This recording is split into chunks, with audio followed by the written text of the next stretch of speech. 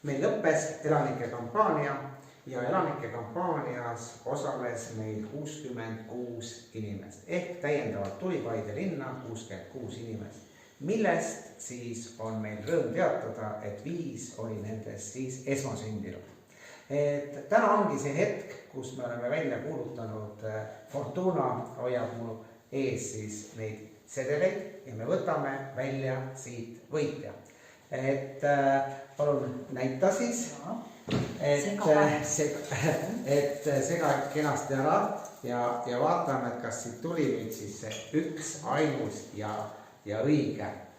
Ja vaatame, kes oli siis see õnnelik ja õnnelik on Maribel Mändla, et on meie veebi siis hotelli kinkekaardi võitja ja palju õnne ja kõigile teistele tere tulemast Paidesse!